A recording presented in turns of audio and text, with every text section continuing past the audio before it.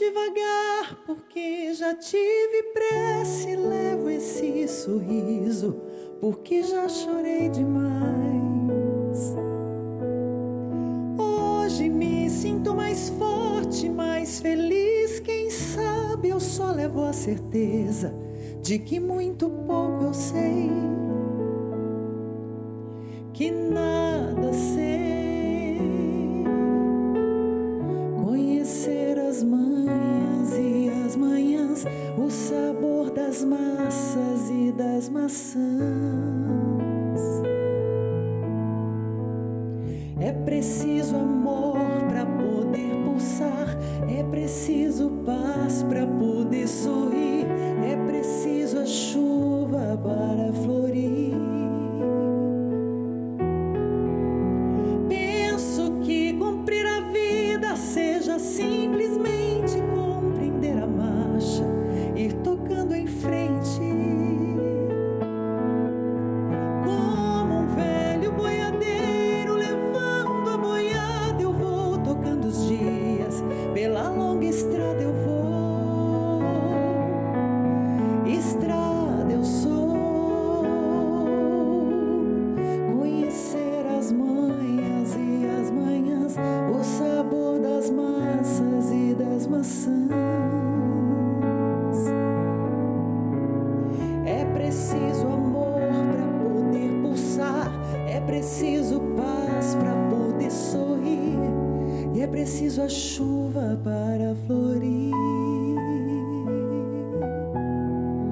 Todo mundo ama um dia, todo mundo chora um dia, a gente chega, outro vai embora. Cada um de nós compõe a sua história, e cada ser em si carrega o dom de ser capaz de ser feliz.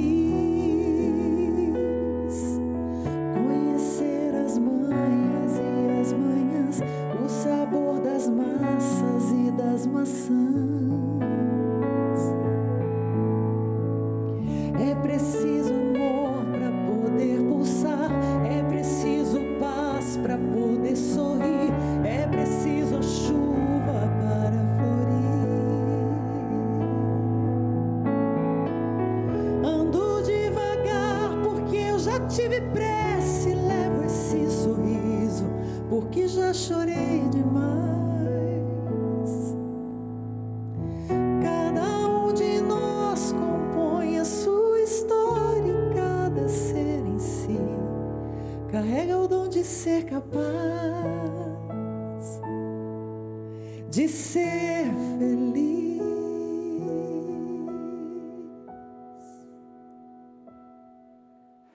É fácil amar aqueles que estão perto ou aqueles que estão longe. Mas nem sempre é fácil amar aquelas pessoas que convivem conosco e que estão ao nosso lado. É mais ou menos isso que Madre Teresa de Calcutá falou. Será que é tão fácil ser feliz? Por isso que hoje, no programa Entretantos, e eu te convido a ficar com a gente durante essa 1 hora, nós vamos falar desse amor que muitas vezes é ao lado, a convivência. E a convidada especial deste programa de hoje é uma escritora e palestrante que está lançando uma obra literária com a finalidade de ajudar as famílias a conviverem melhor, harmoniosamente. Muito, muito, muito bem-vinda, Flávia Guelardi. Obrigada, é um prazer estar aqui com você hoje. Que bom. É um desafio imenso para você, Flávia, falar das famílias hoje em dia. Como que você sentiu e como começou a ideia de escrever sobre isso? Então, eu e o meu marido, nós somos leigos consagrados no movimento apostólico de Schanstatt, que é mais conhecido como Movimento da Mãe Rainha. E a nossa comunidade, ela tem um apostolado junto às paróquias, que é um projeto que chama Família Mais Bela Comunidade de Amor. Então, a gente vai na paróquia durante o ano e cada mês dá uma palestra sobre um tema voltado para a família. Aí, como eu gosto de escrever, eles pediram, por que você não faz, então, um livro, né, para poder basear, dar esse material de apoio para essas palestras? E a ideia surgiu assim, comecei a escrever. Isso foi em 2012. Aí, em 2013, eu descobri que estava com linfoma. E aí, precisou parar tudo, né, para poder fazer o tratamento. Aí, fiz o tratamento, né, foram 12 sessões de químio, aí no final do tratamento apareceu um câncer na tireoide, aí tive que fazer cirurgia, e aí começou a rádio, aí não estava dando nada certo, o médico falou, você vai ter que fazer transplante de medula. Mulher, que desafio. Nessa hora bateu medinho, né? Até aí estava indo bem. Aí quando falou do transplante, aí meu marido falou o seguinte, olha, Flávia, você não vai me largar aqui viúvo com 3 filhos pequenos, que o Gabriel tinha 11, a Nicole 8 e o Matias 7 nessa época. E sem material para me ajudar, né? Você gosta de escrever, então você termina o livro. Aí eu aproveitei esse tempo, que é muito tempo de internação, a gente fica muito tempo no hospital. Sim. E não tem muito o que fazer e você também não pode receber visita, é todo um cuidado por causa do transplante. Só que daí eu mudei o foco. Antes o foco era para esse projeto das paróquias. E eu pensei, falei, não, agora eu vou escrever para os meus filhos. Então esse livro nasceu isso, como se fosse um testamento. Tudo que eu gostaria que os meus filhos soubessem sobre a vida em família, né? Desde a vocação para o matrimônio, né? O que significa ser uma só carne, as virtudes, educação de filhos, como lidar com o sofrimento e o ideal da família, né? Que é a Sagrada Família de Nazaré. Sim. Então, assim que nasceu, e aí, graças a Deus, né? Deus mesmo falou, não, pode ficar mais um pouco aí, pode publicar. E aí é que... Graças a Deus estou em remissão, deu tudo certo o transplante e agora estamos aí lançando... Esse livro a gente vai falar. Você sentiu muito medo nesse período? Porque o que te motivou a escrever para aqueles que você achava que iam ficar. Olha, medo a gente sempre tem, né? Assim, é uma coisa que... É uma realidade que todo mundo vai ter que enfrentar um dia, né? Que a única certeza que a gente tem na vida é que um dia a gente vai morrer. Mas aí quando às vezes, né, acontecem essas circunstâncias que te colocam mais de perto, né, você começa a realmente refletir e ver o que você quer deixar também, né? E medo tem, mas a gente se entrega na mão de Deus e continua, né, um dia de cada vez. Né, que é um pouco que eu falo no livro, quando eu falo a parte do sofrimento, é isso, viver um dia de cada vez para poder... Que é o que a gente tem, é só o dia, né? E você consegue viver isso na harmonia do seu lar? Então, aí é uma coisa... A harmonia, né? Você viver uma vida familiar em harmonia é um desafio.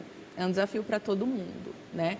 Mas a família, ela foi pensada por Deus, a Deus deu uma missão para a família, né? Que é ser a mais bela comunidade de vida e de amor. Isso São João Paulo II fala naquela Familiares Consórcio, né? Então, a gente foi criado por Deus para amar. Nosso objetivo aqui é amar e o objetivo que Deus tem para cada um de nós é que um dia a gente esteja lá no céu com Ele, pleno de amor. E o lugar privilegiado para a gente aprender a amar é dentro da família. Por isso que eu falo, olha, se a gente for pensar, né, pegar a Bíblia e for ver a história de Jesus, né? Jesus podia ter vindo no mundo adulto, aparecido de Deus, né? Ele pode qualquer coisa. Mas não, escolheu nascer, né, ser concebido, passar toda a gravidez, nascer, e ficou 30 anos numa família. Sim. Se a gente for pensar naquela época, 30 anos já era velho praticamente, porque o pessoal não vivia tanto, né? Uhum. E por que será que ele passou tanto tempo numa família? Foram 30 anos da vida na família e só 3 anos de vida pública, falando do reino, né? Aí a gente pode ver como Jesus veio para fazer só o que agradava ao Pai, né? O que agradava a Deus. A gente entende que esses 30 anos que ele passou na família é justamente para valorizar a importância da família. E você, né, também, dessa maneira, você acredita que é o primeiro afeto que uma criança tem. Primeiro, no ventre, né? Como ela é recebida, como o casal pensou, ou muitas vezes não recebida, rejeitada, enfim, eu acho. Tudo isso transmite quando a criança vem ao mundo, o lar é o primeiro afeto. Então, você está me dizendo muitas vezes que essas orientações também cabem para aquelas mulheres que muitas vezes engravidaram e não estavam esperando, aconteceu que não era um planejamento da família, ou os pais são muito ausentes. Eu acho que esse livro cabe muito também para esse público que sente essa ausência do amor primário, que é o amor do pai e da mãe em casa. Esse livro ele foi escrito justamente para poder dar esse embasamento, porque o que a gente percebe hoje é que o pessoal, assim, as famílias começam meio que sem planejamento, no geral. Se você for pensar, quanto tempo você estuda para se formar no ensino médio, fundamental? Lá 11, 12 anos, depois mais 5 anos de faculdade, depois vai fazer mestrado, doutorado, o tanto de estudo e para formar uma família, que é uma realidade, que é onde você vai aprender a amar, aonde você vai se sentir amado, e as pessoas não têm essa visão de que para casar, para construir uma família, você também precisa de estudo, de entender o que é uma família, que não é assim um conto de fadas, mas também não é o fim do mundo, porque se a gente for na taxa de divórcio, né? Mais da metade das pessoas que casam acabam se divorciando. Aí as pessoas, os jovens hoje já não acreditam muito na família. Então a ideia do livro é para mostrar isso, olha, que ser família é possível, né? É uma coisa que realmente vai trazer a felicidade. Claro que vai ter sofrimento, isso não tem como você fugir, humano, né? não tem como você fugir, né? Mas, assim, de como lidar com essas questões dentro da vida em família, né? Fortalecendo sua família, orientações para harmonia e felicidade no lar. É um livro da Flávia Guelardi, que você logo vai poder saber aqui no Entre Tantos onde adquirir. Eu pergunto para você, eu também gostaria da sua participação. Escreve lá no meu Facebook, é Carla Fioravante. Tanto a página quanto o perfil, eu quero ouvir o que você tem a perguntar sobre a sua família. O que é a família para você? Qual é a sua relação com a sua família? E o que é a família? Né? Quem é aquele que criou? É aqueles que são mais próximos? Dessa forma que a Flávia coloca, por exemplo, a instituição do lar, da família, dentro de casa. Como é que nossa sociedade hoje avalia a família? E eu tenho uma pergunta para você, que parece que escreveu o prefácio foi Dom Geraldo Magela. Qual a sua ligação com ele? Então, o Dom Geraldo, na verdade, ele é primo do meu pai. Então, conheço ele desde criança, porque eu sou lá de Londrina, né, no Paraná, ele era arcebispo lá. E desde criança, assim, a gente sempre se encontrava e eu falava que ele queria que ele celebrasse meu casamento. Eu tive a honra, né, ele já morava em Roma na época, só que ele vinha uma vez por ano para o Brasil para passar as férias, né? E aí ele veio num ano, eu falei, olha, Dom Geraldo, estamos planejando casar o ano que vem. Daí ele falou, eu falei, quando que você vem?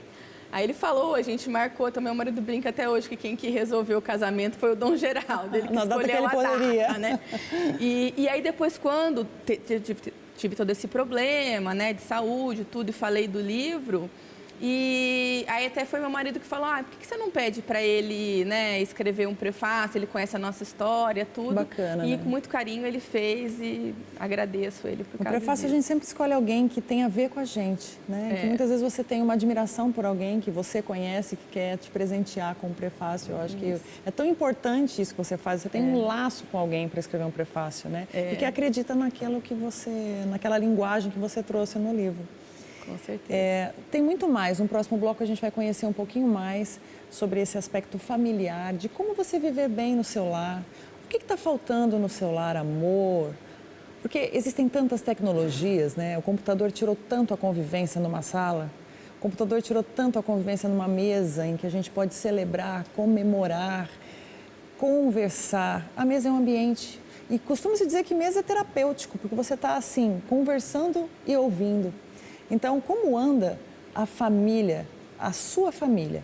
Então, a gente volta no próximo bloco daqui a pouquinho com o assunto família. E eu levo você também, mais uma vez, escreve para o nosso Facebook, facebook.com/Carla Fioravante, e eu quero ouvir o que você tem para falar sobre esse tema. Manda lá para a gente. Daqui a pouquinho a gente volta com muito mais entretantos para você. Fica com a gente.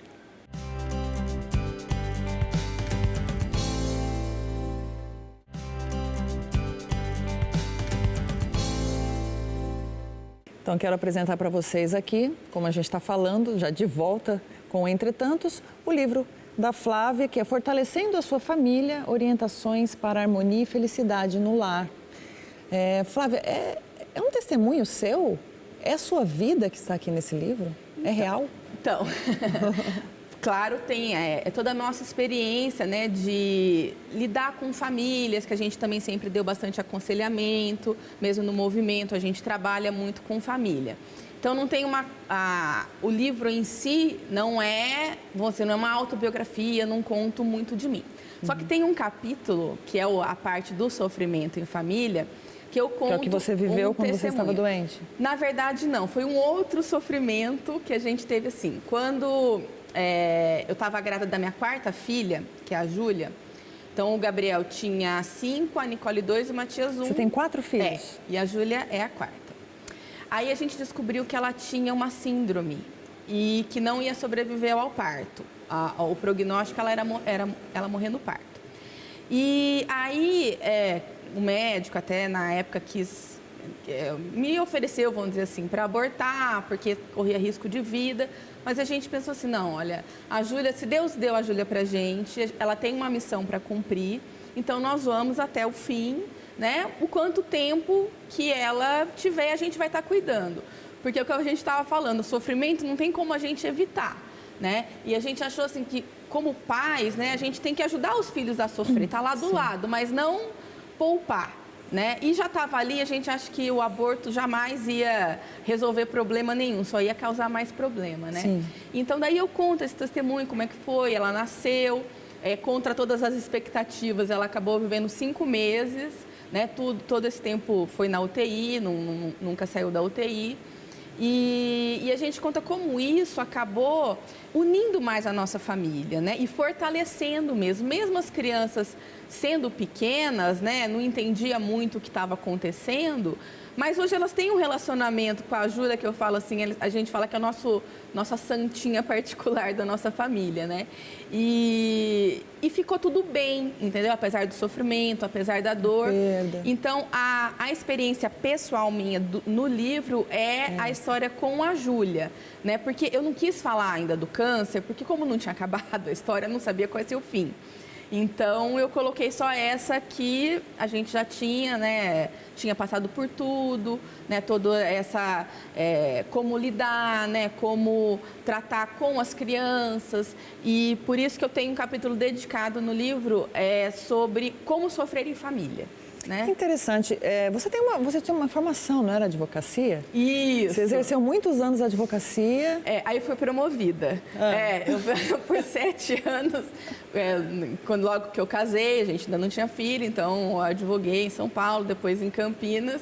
Aí, quando eu estava grávida da Nicole, do segundo, eu falei, recebi uma mega promoção, fui promovida a mãe em tempo integral, e aí pude me dedicar, né, mais especificamente à família. E, assim, eu acho que foi uma decisão super importante, porque depois veio toda essa história da doença, tudo. Eu falei, gente, se eu trabalhasse em tempo integral, os meus filhos não iam me conhecer e eu não ia conhecer meus filhos. Então, eu acho que realmente é uma coisa para... Você se permitiu a isso, né? O que a gente vê muitas vezes é que muitas mulheres não conseguem, né, conviver. Acho que você recebeu uma graça de poder ficar em casa, de poder ver o crescimento dos seus filhos, né? Até poder, de fato, mostrar para muitas outras pessoas uma forma de se viver bem. Né? Agora, como você analisa as redes sociais? Como que você pensa que a tecnologia hoje pode ajudar uma família? Atrapalhar, a gente sabe que pode atrapalhar muito, né? Porque se a gente não cuida, né, a gente acaba vivendo no mundo virtual e não vive aquilo que eu até te falei, a gente não consegue conversar, está na sala, está no computador, está no celular. Então, assim, acho que dentro de casa, voltando para a vida em família, assim, a gente tem que ter algumas regras, né? Que nem na minha casa, na mesa, celular não entra, né? E também, assim, para as crianças, a gente fala que eles têm screen time, que é o tempo de tela, não importa qual tela, se é televisão, computador, celular, a gente regula, né? Tipo, 2 horas por dia, no máximo, e a gente tenta nós também, né? Porque senão os filhos... Tem que seguir o exemplo. Não, por que não? Não, mas já acostumaram que tudo é questão de saber, né? Acabou e eles têm que anotar, e se não anotar, eu presumo que acabou. Então, a gente tem toda uma dinâmica. Mas, assim, uma coisa interessante que o pessoal fala muito mal, às vezes, do WhatsApp, que as crianças...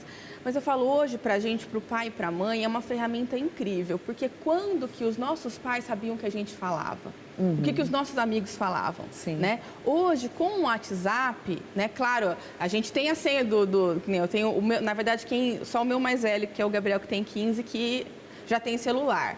A Nicole e o Matias ainda não. A Nicole ainda usa um Hangout no computador, então a gente também já consegue ver alguma coisa.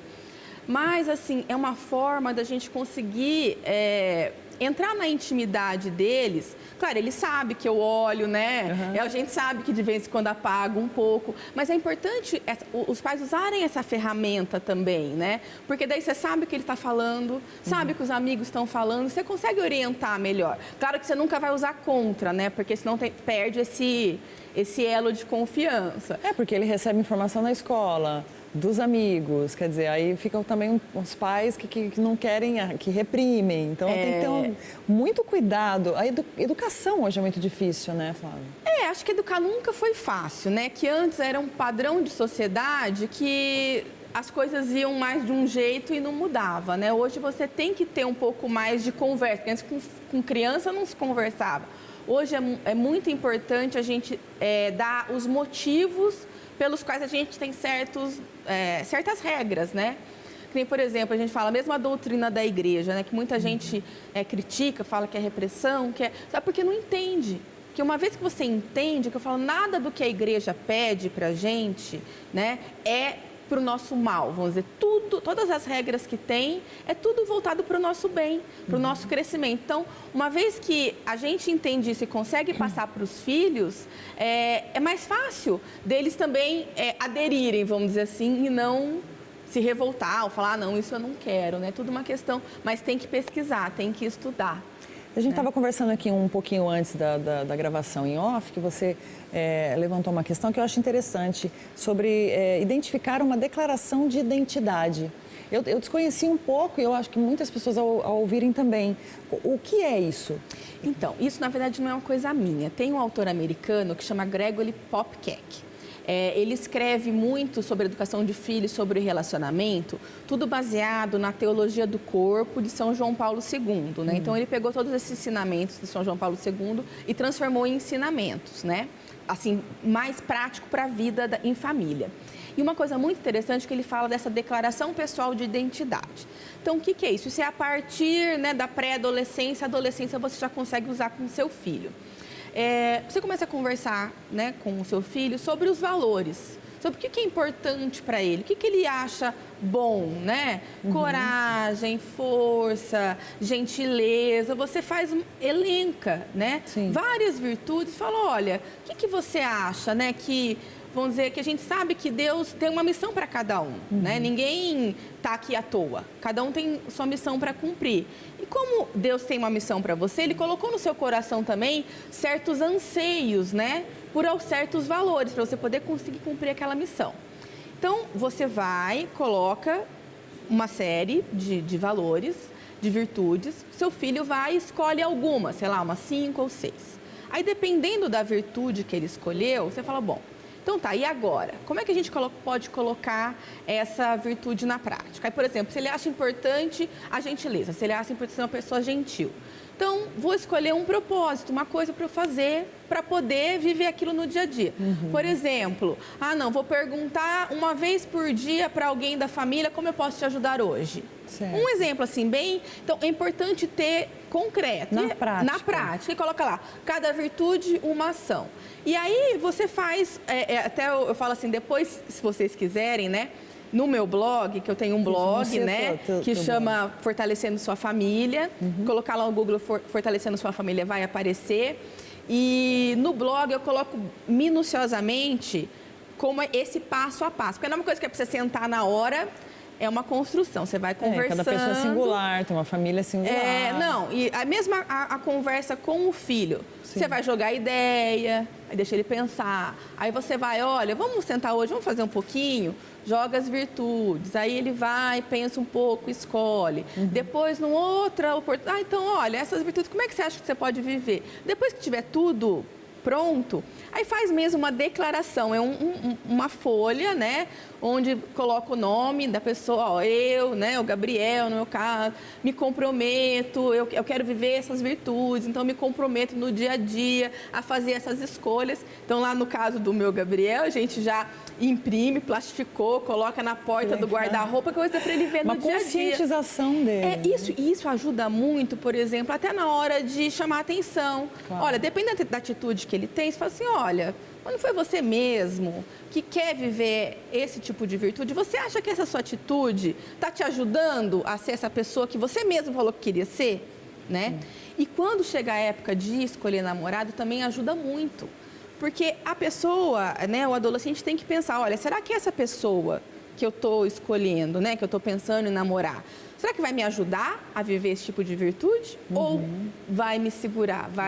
Né? Então, ter essa declaração pessoal de identidade ajuda nesse sentido, né? Eu acho que reverbera com o tempo também, né? Isso. A partir desses princípios, que ele mesmo se conscientizar e se colocar assim, eu quero viver dessa maneira, ele vai também observar isso se o outro tem valor. Exatamente. Então, acho que você também amplia o universo, né, individual. A ideia é essa. Para o externo, né? De começar a procurar, principalmente pessoas, né, como a gente falou, né, que a família é uma instituição para toda a vida, que a gente acredita que o bem da família é uma família estável, que vai ficar, né, até que a morte os separe. Então, para você escolher essa pessoa, ela também tem que ter afinidade de valores. Claro. Senão, realmente não tem como dar certo, né? Porque há amores que são para sempre. E a família é uma delas. Exatamente. Que é um amor que a gente escolhe permanecer. Exatamente. Apesar das diferenças, das dificuldades, eu entro na sua casa e muitas vezes eu percebo assim que a gente tem um feedback das pessoas. Como é difícil um casamento, como é difícil conviver com as pessoas, como meus irmãos são difíceis, como tal pessoa... A convivência é um aprendizado diário, né? E isso acho que você, no seu livro, você ajuda, a partir de um testemunho seu que você disse, mas várias outras orientações para que a família consiga, naquele momento de dificuldade, ou procurar uma ajuda profissional, uma leitura como a sua, né? Então, para se constituir bem, para ser uma família buscando ser feliz, né? Saudável, uma família alegre, que é muito possível, apesar de tantas informações, de um meio muito poluído que nós temos hoje, muita sobrecarga de informações, muitas companhias que você não percebe, talvez não seja legal, e aí você tem que ter muito jogo de cintura para falar com o seu filho, né? A gente percebe que a gente recebe muito testemunho de famílias contando dessas dificuldades. Então, eu acho que o livro da Flávia é uma boa possibilidade. E onde a gente consegue encontrar seu livro? Então, pode adquirir pelo blog, né, que é o fortalecendosafamilia.blogspot.com.br. Lá você entra no blog, tem um link, né, do PagSeguro para você comprar o livro. Certo. Eu também tenho uma página no Facebook, que também é Fortalecendo a Sua Família, então pode entrar, pode curtir, né, quem quiser, né? E no blog também tem o contato por e-mail, se alguém quiser entrar em contato para poder tirar alguma dúvida, né? Também vou deixar o meu celular aqui pro WhatsApp, porque assim, eu também ajudo as pessoas, às vezes, lerem. Tem essa interatividade com as pessoas. Essa interatividade, porque às vezes tem alguma questão específica, eu também dou palestra, né, sobre esses temas, então quem quiser também pode entrar em contato. Então o telefone de WhatsApp acho que vai aparecer aí para vocês. Pode falar. Né? Mas é 19 98124 1055. Então podem entrar, né, para falar em Campinas. Moro em Campinas. E aí, assim, a gente vai conversando, vai ajudando, porque acabou sendo um apostolado para mim, né? Sim. Porque antes de eu ficar doente, né, a gente saía muito, assim, para dar palestra, para tudo, acabou tendo que parar para poder focalizar na cura da doença. E aí eu descobri esse apostolado virtual, que a gente às vezes nem pode estar saindo tanto, mas... Né, ali pelo blog, pela página no Facebook, né, também pelo WhatsApp, a gente consegue ajudar, porque a gente vê a importância disso, né, que nem no livro uma das coisas que a gente fala é que está pedido para a gente ser uma só carne, né? Mas o que significa isso, né? O versículo lá, vai deixar pai e mãe, vai se unir a mulher e vai se tornar uma só carne. Mas o que significa isso, né? Aí eu coloco no livro, explico certinho, parte por parte, né? Que a gente precisa conhecer o outro, conhecer um pouco do temperamento, conhecer de psicologia masculina e psicologia feminina, né? Porque senão parece, né, que você está... Às vezes o marido faz uma coisa, você interpreta totalmente diferente, então tem que conhecer um pouco. Existe né? um conceito de algumas coisas, né? Umas verdades conceituais, umas mentiras que as pessoas acreditam que são, assim, acabam sendo dilemas, né? De dificuldades. Então, acho que quanto mais a gente conseguir esclarecer, e você é uma guerreira por fazer isso, a partir de uma experiência pessoal, de um sofrimento individual também, que eu acho que tua família te fortaleceu muito. Com certeza. Ser família te fortaleceu muito, né? Tanto que você fala e com uma verdade nos olhos, eu acho que isso transparece. E que você continue orientando essas mulheres, esses homens, esses adolescentes, crianças, que precisam, muitas vezes, precisa ter um laço, né? A gente precisa acreditar num laço, porque o afeto é o que fortalece muitas vezes quando você tem algum conflito. Ou quando você adoece, se não fosse a tua família te apoiando, acreditando junto com você, permanecendo lá do lado, as pessoas esmorecem muito, né? Nós somos muito frágeis. Então, assim, obrigada pelo seu testemunho e que muitas famílias se fortaleçam com a sua verdade, com o que você transmite com a sua família.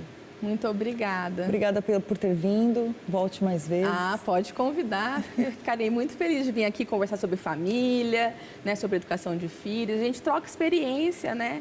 E a gente também recebe muito feedback das pessoas que leem. Então, a gente tem bastante assim para conversar. Gostaria muito de voltar. Que bom. Vai ser sempre muito bem recebida, Flávia. Muito obrigada. Espero que você tenha gostado do tema. No próximo bloco, a gente volta com muito mais entretantos para você. Fique com a gente.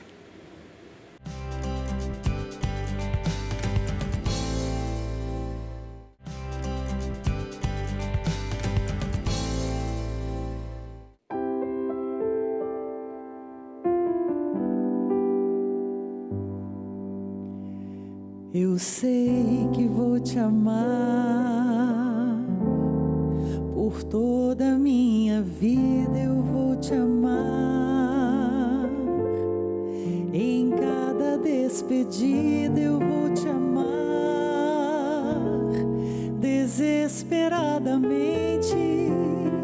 Eu sei que vou te amar.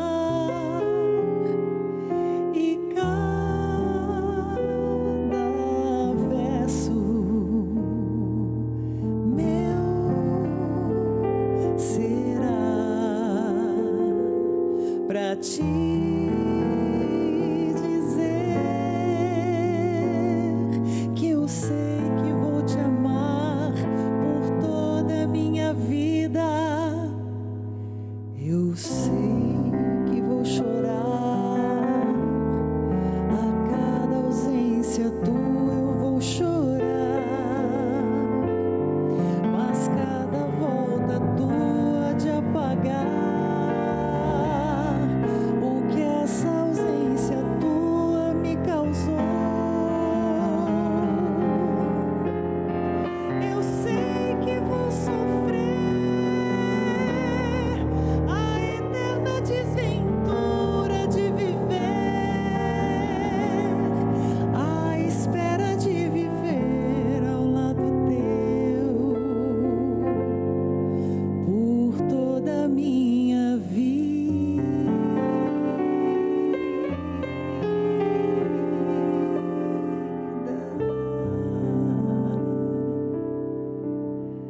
Janaíne Pavani no piano. Estamos de volta com o Entretantos. E o que você achou de hoje? Falamos sobre família. E sempre no último bloco a gente tem a conversa com o Dr. Sérgio Lima, que é um psiquiatra que nos orienta sobre as doenças, as possibilidades de tratamento da psiquiatria de modo geral. E hoje nós vamos falar de uma doença muito frequente, muito presente na sociedade e que eu tenho certeza que você, que ainda não conhece, já conheceu, mas vai saber um pouco mais sobre o transtorno afetivo bipolar.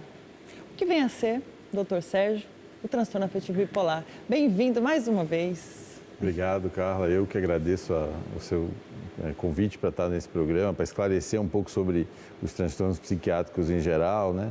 Então, o transtorno afetivo bipolar já foi chamado de psicose maníaco-depressiva, né, no passado, e foi atualizado esse nome para esse transtorno afetivo bipolar, que é caracterizado pelo sujeito, ele apresenta fases depressivas e fases que a gente chama de maníacas, né? As pessoas comumente usam a palavra mania para dizer de um jeito, uma característica de alguém. Fase maníaca, para nós da psiquiatria, é uma fase de euforia que o sujeito apresenta, e essa euforia, ela se caracteriza pelo quê? O sujeito não tem muita necessidade de sono, diminui o padrão dele de sono, ele fica, às vezes, muito eufórico, né, como se estivesse muito feliz, acreditando que ele é capaz de muitas coisas ao mesmo tempo, né? E é por isso que esse quadro é tão grave que a maioria das internações acontecem nessa fase maníaca.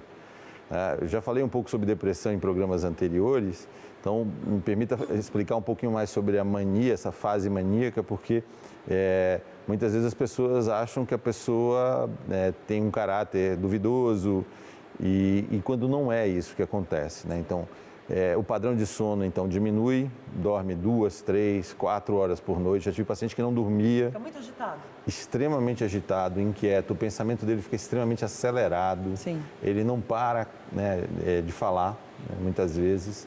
E essa euforia, ela pode até se apresentar num comportamento de hipersexualização, exatamente por esse desequilíbrio que o sujeito apresenta. E essa inadequação, né, que a gente usa em psiquiatria para explicar esse momento, né? E na euforia a gente vê muita gente gastando o que não tem, né? Vai, sai com cartão de crédito, compra carro, faz várias compras que nem usa, né? É uma das vezes que a manifestação da euforia se apresenta muito na sociedade, né? A pessoa que é muito exagerado, não é um comportamento que a gente diz normalidade, mas assim, é muito fora do padrão. Exatamente, e é por isso que muitas vezes gera internação, né? Para você poder evitar que essa pessoa se exponha dessa maneira. Tanto na questão da sexualidade, como eu falei há pouco, como essa que você estava comentando das compras, né? Porque eles ficam com ideias mirabolantes de ser um grande negociante, Sim. de que vai ser empreendedor, de que ele sabe coisas que ninguém sabe, né? Então, muitas vezes, eles acabam se endividando, né? Pegando dinheiro, porque hoje todo mundo tem, né, seu crédito no seu cartão de crédito. Aí, de repente, compra um monte de coisa, né?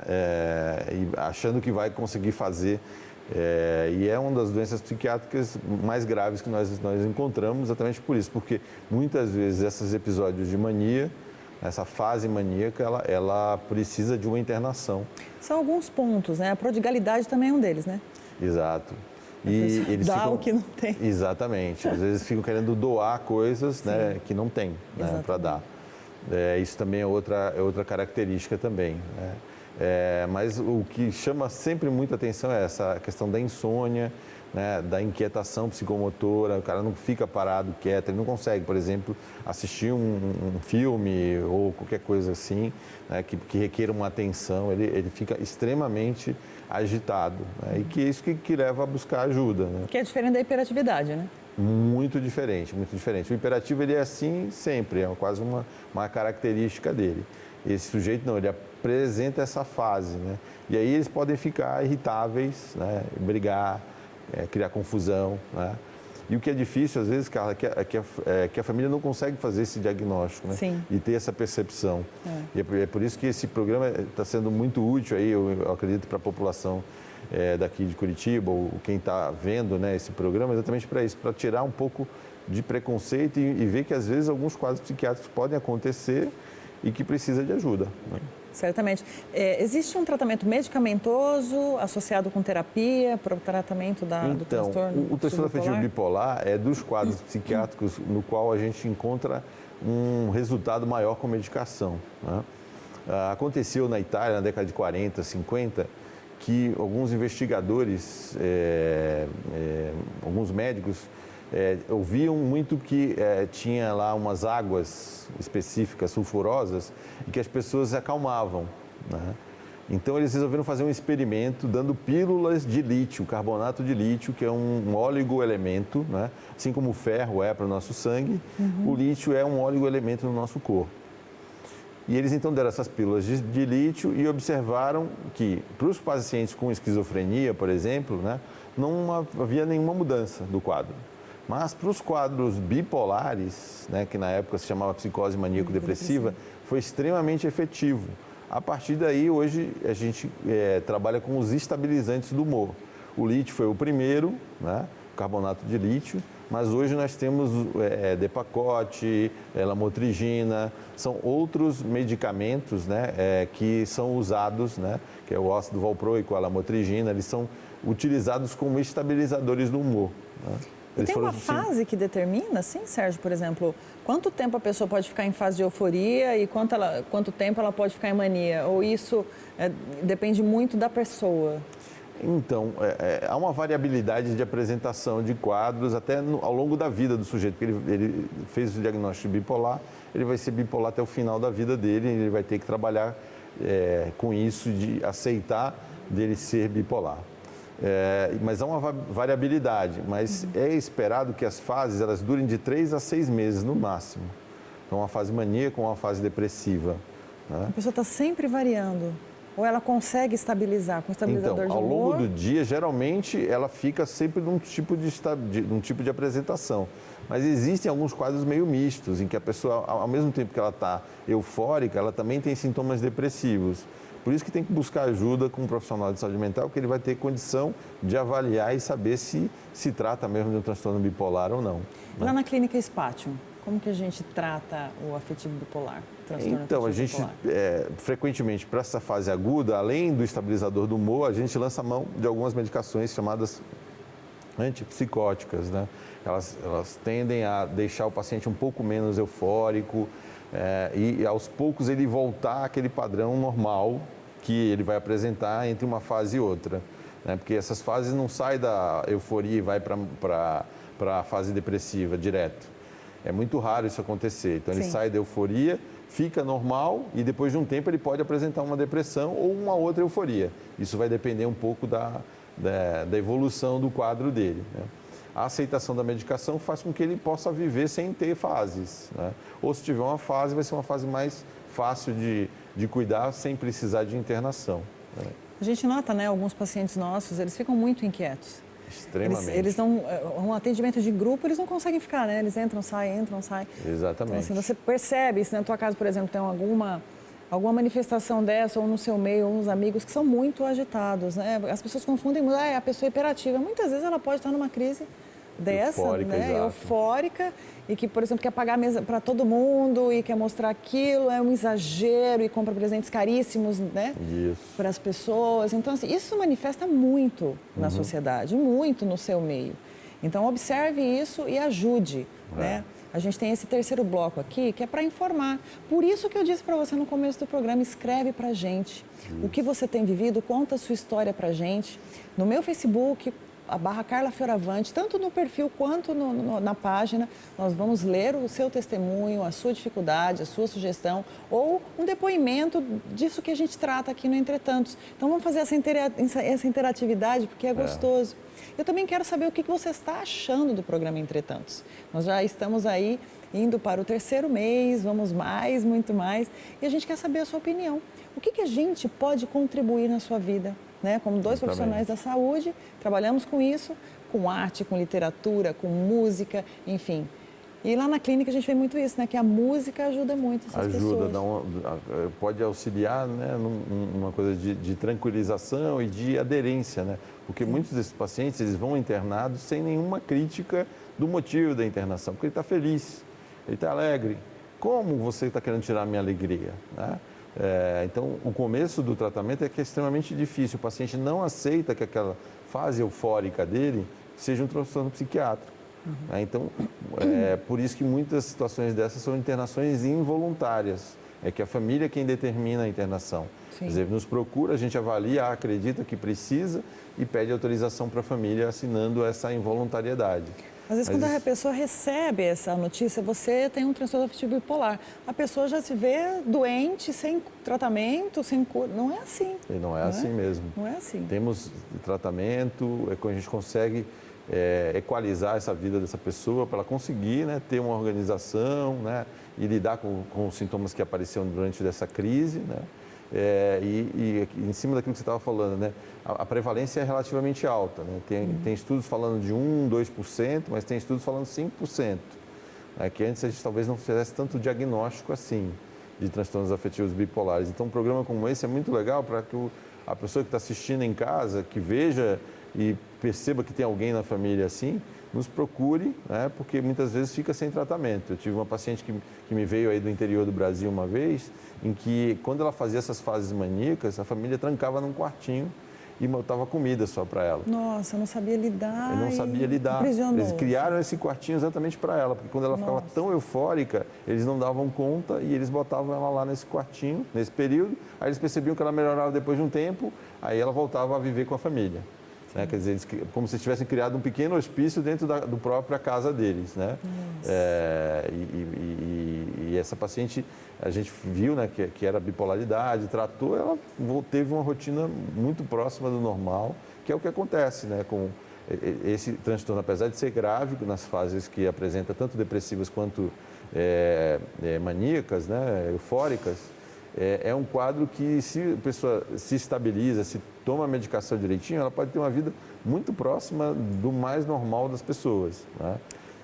Pessoas até ilustres que já tiveram esse quadro, né? Que provavelmente a gente nem sabe que tem, né? Porque procuraram ajuda cedo, tomaram a medicação e ficaram tranquilas. Então, acredite nisso, existe tratamento, existe possibilidades, existe terapia. Então, não se sinta subjugado porque tem um transtorno afetivo bipolar. Primeiro, oriente-se, né? Exatamente. Busque ajuda. Eu gostaria de encerrar o programa de hoje falando para você que aqui, pela TV Evangelizar e no site da Evangelizar é Preciso, você consegue adquirir o livro Entretantos, que é o meu segundo livro de crônicas, poesias. Também é uma forma, a leitura ajuda muito. Quando você está num período muito difícil, ou quando alguém consegue falar algo para você que possa encher a sua vida de otimismo, de alegria, ou um próprio testemunho de vida que acalente a sua alma, que chegue como um abraço. Então, eu vou ler uma frase para a gente terminar, e eu quero você na próxima semana aqui com a gente novamente, comigo, com o Dr. Sérgio, com próximos convidados. E também eu quero muito, muito, muito que você dê a sua opinião. A próxima semana a gente vai falar daquilo que você trouxer. Estou atenta para você e com você na internet e no seu coração. Senhora, e o tempo? Passou. Não perca tempo. Vá em busca do que você acredita. Tenha fé, tenha foco. E a TV Evangelizar está aqui para te ajudar muito. Oração, informação, música, arte. Eu com você comigo toda semana no programa Entretantos. Até a próxima semana, se Deus quiser.